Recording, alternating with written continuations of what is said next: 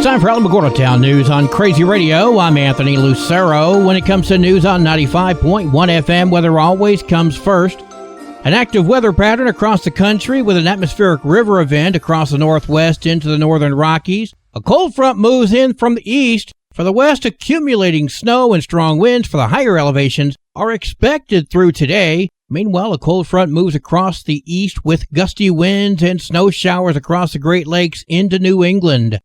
Closer to home, a cold front with cooler temperatures and breezy winds arrives tomorrow. High temperatures will remain above normal most days this week. We'll have another look at the weather following this news.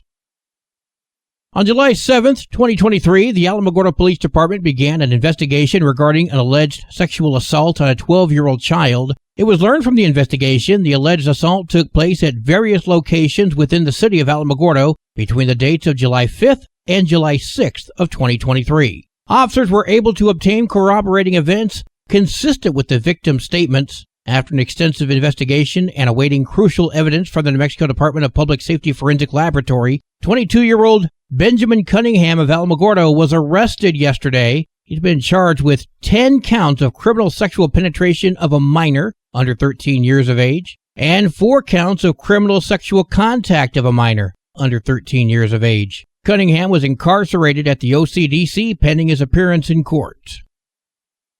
Be advised that construction for the rehabilitation of the Lower Heights water tank, that's on Thunder Road, begins today. The project is part of the City of Alamogordo's Utility Department's Water System Improvement Plan. White Sands National Park will be hosting special programs to celebrate the anniversary of becoming a national park. To celebrate 5 years, a variety of events are going to be held at the park's visitor center, including history walks, sunset strolls, and solar observing programs. These programs will be taking place all this week. A list of events is available on the website. The annual Christmas Arts and Crafts Fair is happening this weekend, December 21st and 22nd, from 9 until 5 at the Mescalero Gymnasium in Mescalero. That's 108 Central Avenue, right off Highway 70. If you have any questions, call 575-973-3739. The Alamo Senior Center hosts an ugly sweater contest happening this Friday. The voting is at noon at the Alamo Senior Center dining room.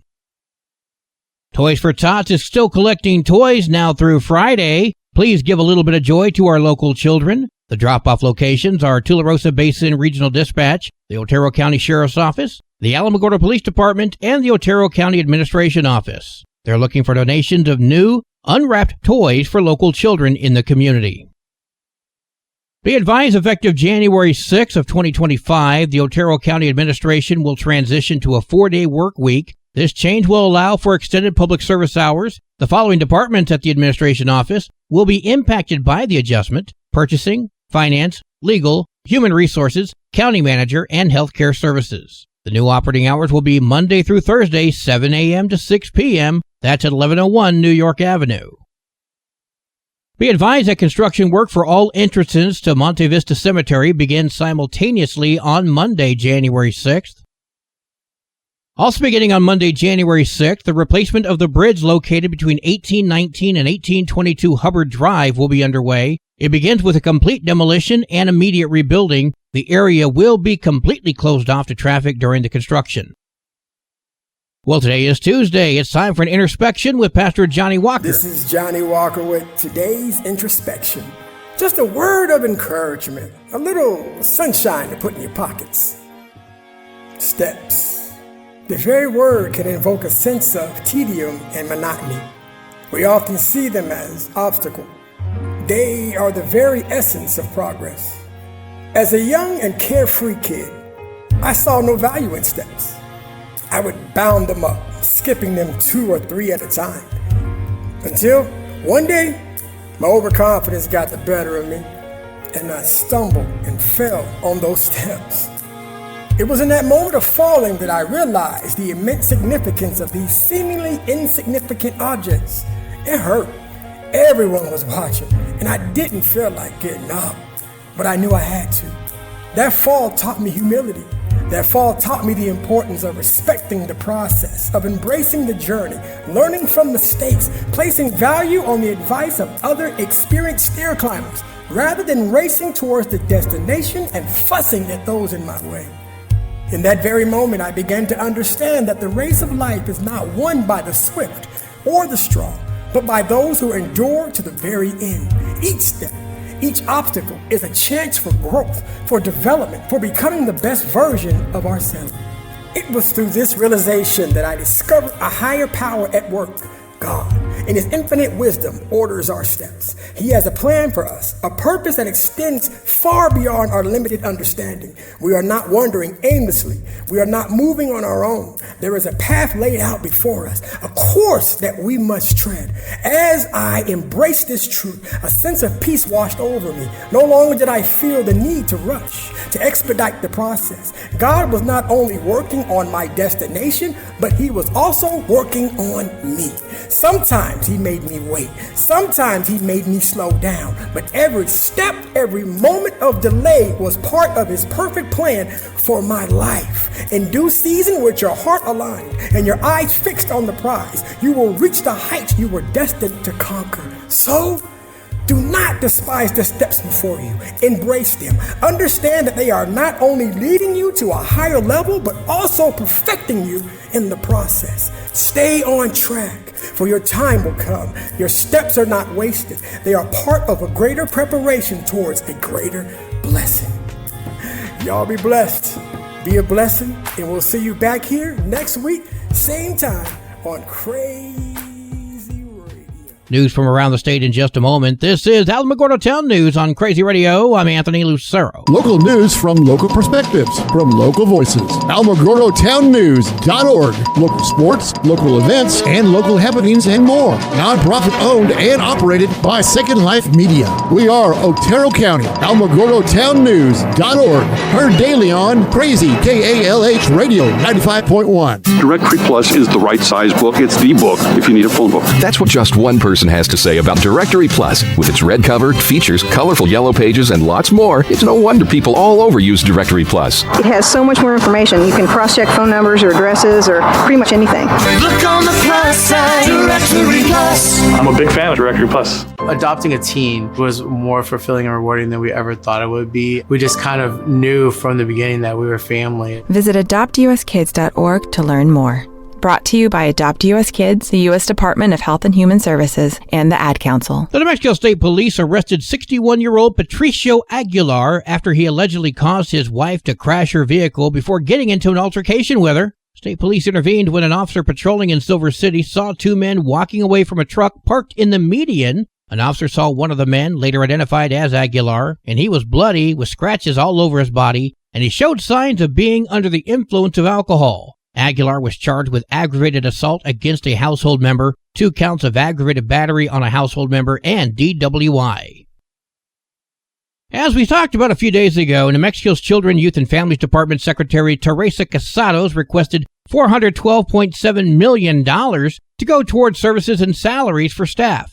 Well, legislators are making CYFD a top priority in the upcoming legislative session. According to CYFD data, there are over 2,000 kids in the state's care. The department has just over 1,000 foster homes. Looking for the right foster families, a foster family that can really take each individual child and meet their needs, and you can't really put a number on that. Besides foster homes, Casados told KOAT they're also understaffed. One way she plans to keep employees is through more training. So many of the individuals that were out there doing that work, and trust me, it is really difficult work to do, felt they weren't prepared for what they were seeing. And so if we can do a better job of training them and preparing them, we won't see as much turnover. The department currently has 638 vacancies in nearly 2,300 full-time equivalent positions. Newly appointed House Leader Gail Armstrong said, "It's a great place to start on CYFD by looking at accountability, how the cases are being investigated, and utilizing the CARA Act.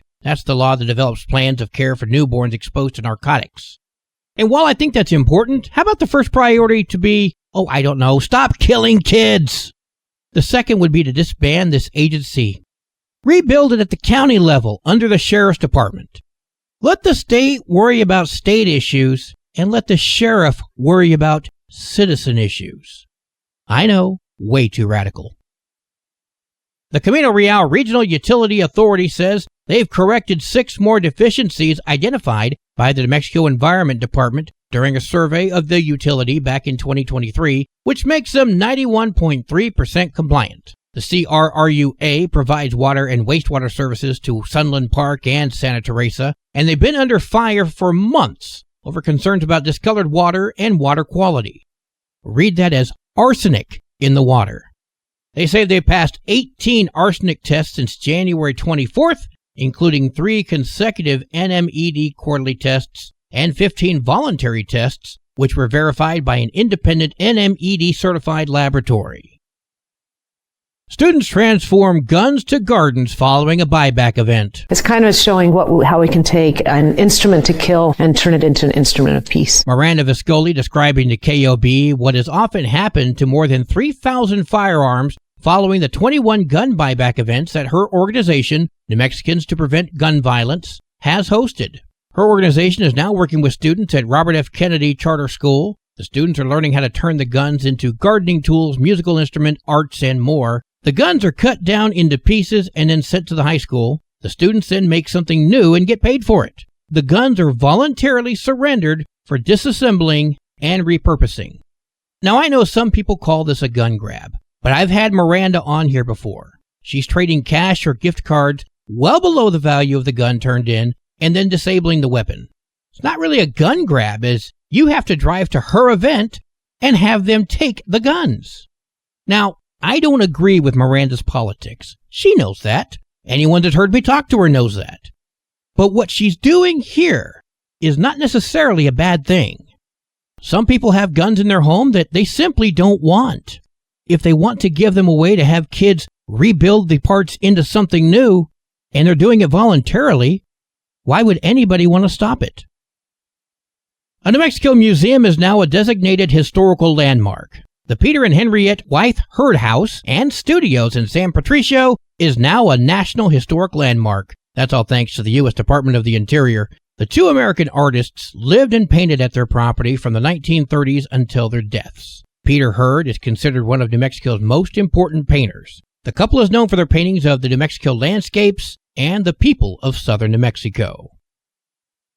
Sports and weather are coming up next. You're listening to Alamogordo Town News on Crazy Radio. I'm Anthony Lucero. They are role models and educators. Their work requires a great deal of time and energy for very little pay.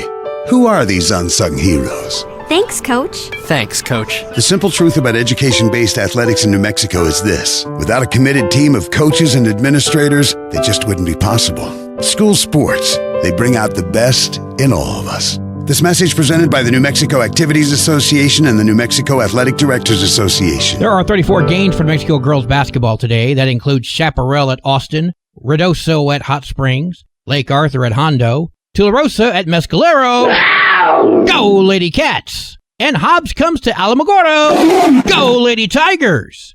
Going to be a very difficult game there. Hobbs is the number 1 rated school in the state right now, and Alamogordo Lady Tigers are having a tough season. But that doesn't make this game impossible. It just takes a little more work. There are 25 games for New Mexico varsity basketball today, including Hatch at Chaparral, Lake Arthur at Hondo, Tularosa at Mescalero. Wow. Go Wildcats! And Alamogordo heads to Roswell. I'm from Roswell. I can't really... Go Coyotes! Your Crazy Radio spot-on weather forecast for the Tularosa Basin today calls for sunny skies. Mostly clear tonight, sunny tomorrow. Your high today in the basin, 64, low tonight of 37. Wind chill's going to make it feel like it's 29. High tomorrow, 57 degrees. In Cloudcroft, sunny skies today, winds gusting as high as 18 miles per hour. Partly cloudy tonight, winds gusting as high as 20. Sunny tomorrow, winds gusting as high as 21. Your high today in Cloudcroft, 49, low tonight of 24. Wind chill's going to make it feel like it's 13. High tomorrow, 44. Wind chill's going to make it feel like it's 13 degrees. Local breaking news can be found on our website, alamogordotownnews.org, and learn more about Crazy Radio by visiting kalhradio.org. Also, check out the Crazy KALH Radio YouTube channel. That's where we post our daily newscasts, complete interviews, and other information which concerns everyone in the Tularosa Basin. Be sure to give this video a like and subscribe to our channel if you've not done so already. That way you too can remain informed of the goings-on in the Tularosa Basin. Well, that concludes today's edition of Alamogordo Town News on Crazy Radio. I'm Anthony Lucero.